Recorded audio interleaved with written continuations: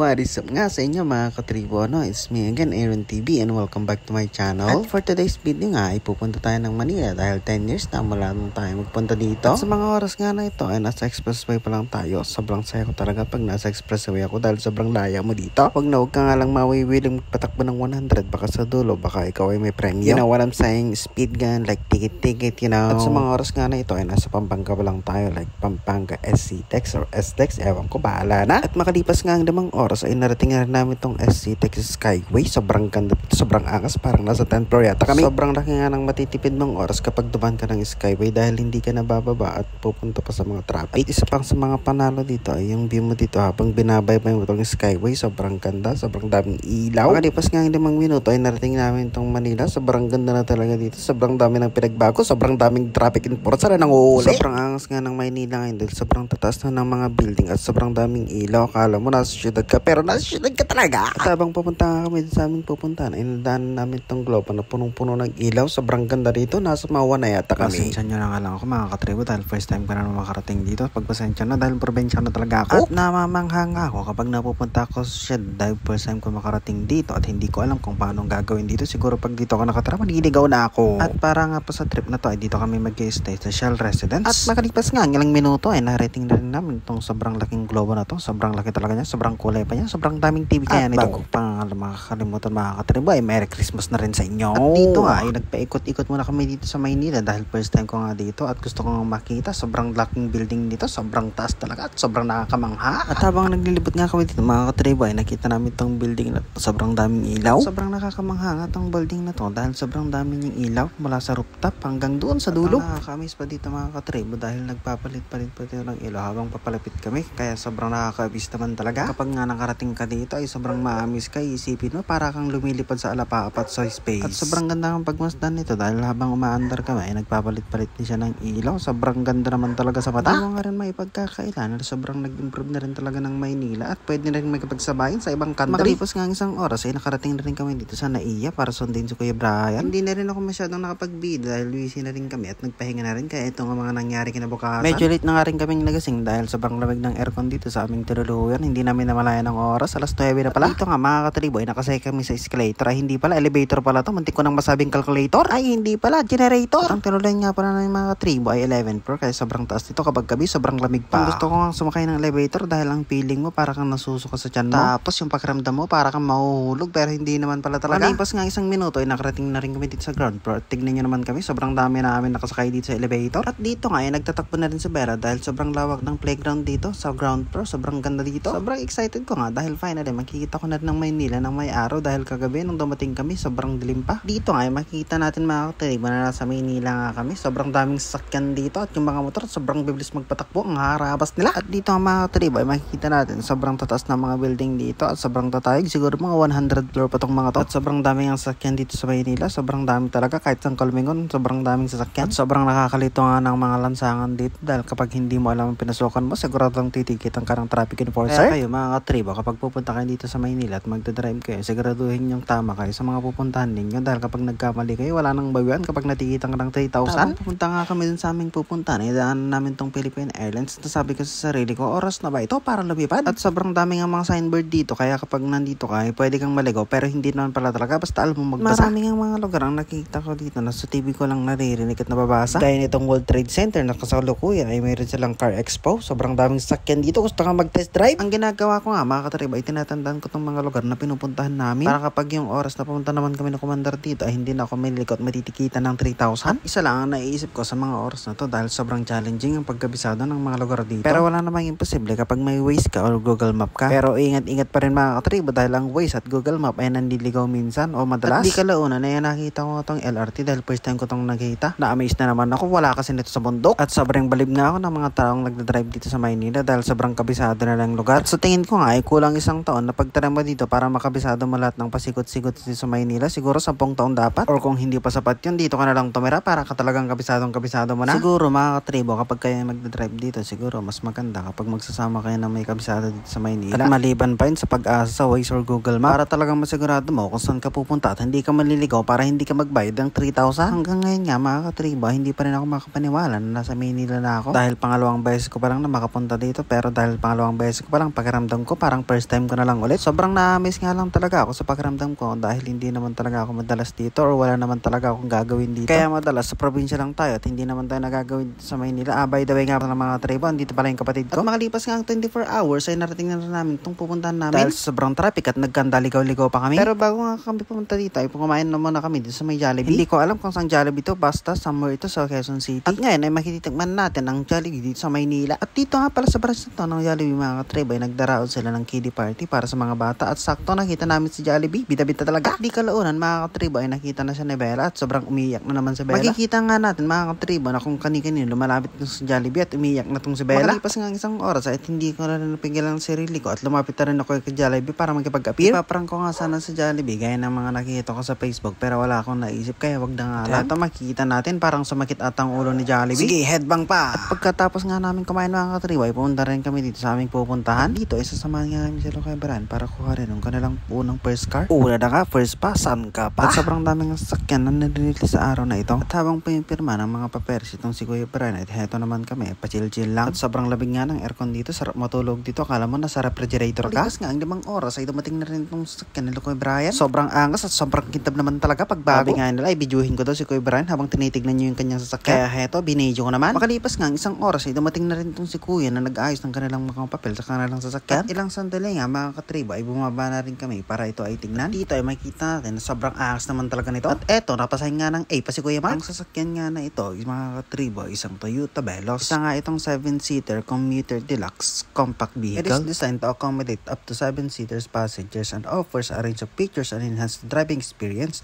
One of the notable aspects of 2024 Toyota Veloz is its engine. It is equipped with 1.5-liter 4-cylinder engine that provides a balance between performance and fuel efficiency. The 2025 model of Toyota Veloz 1.57-seater is a compact multi-purpose vehicle MPV that combines versatility, comfort, and style. Nagtataka siguro kayo kung saan ko nakuha yung mga sinabi ko. Basta sa Google na lang yun, search nyo na lang. Ito ay pababa na ka rin si Kuya Bran at hindi na maipinta sa kanyang mukha. Ang sobrang saya at sobrang saya rin namin para sa kanila. Dahil nga ito, yung kanilang unang first car, una na nga, first pa, sangka pa, diba? Gaya din sa paglalabas ng mga motor at mga iba pang mga sasakyan, mga katribo, ay na-explain na dito kung ano yung mga dapat gawin at hindi dapat gawin sa sasakyan. Dito mga katribo ay iniisa-isa ng agent lahat ng dapat malaman at dapat gawin upang maiwasan ng kung anumang mga pagkasira at tamang pangahalaga sa sasakyan. Napakahalaga ng step na ito upang hindi magkaroon ng pagkalito at tamang proseso ng paggamit ng sasakyan gaya ng PMS at kung ano-ano pang features ng sasakyan. At pumasok na nga rin kami sa loob para makita ang loob at sobrang lamig nga ng aircon nito mga katribo. At ito nga pala yung makina ng Toyota Veloz mga katribo. Sobrang ganda at sobrang lakas nito. Sobrang may turbo pa talaga. At pagkatapos nga ng mga ilang pag-uusap ay heto, iaabot ng kila Kuya Brian yung malaking susi at itong pinakamasayang part. At kung mayroon mang pinakamasayang part sa paglalabas ng sasakyan ay hindi yung pagdadrive nito kundi yung pag-picture sa malaking susi. Pasalamat nga kami kay Kuyang Agent na nag-ayos ng mabilis sa sasakyan nila Kuya Brian. Habang walang kamalay-malay si Bella ay kunahanan ko siya ng video habang katabi niya yung kanilang sasakyan dahil alam niya naman kapag bata mahirap kapag pinipicturean. Sa mga gustong kumuha ng sasakyan dyan ay pumunta lang kayo dito sa Quezon City dahil lahat ng brand ng sasakyan ay nandito na. Nag-promote pa talaga ba kaya naman? Pagkatapos nga lahat ng proseso ay umalis na rin kami baka kami magabihan. Pagkatapos nga namin malabas ng sasakyan nila Kuya Brian ay pumunta naman kami sa Quiapo para hanapin si Tanggol at Selena. Nakabit ni Rigor para bigyan siya ng lampyo kaso lang wala siya. Nandun pala siya sa bahay nila Marcin. Baka sakali kaming mahanap namin siya dahil panigurado dala-dala niya lahat ng gamit niya.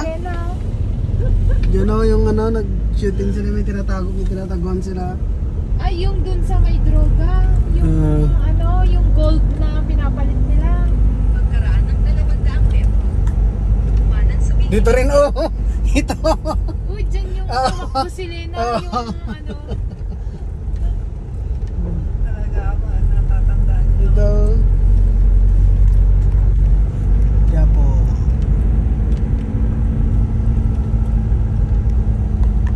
Yan, yung balay na Elena.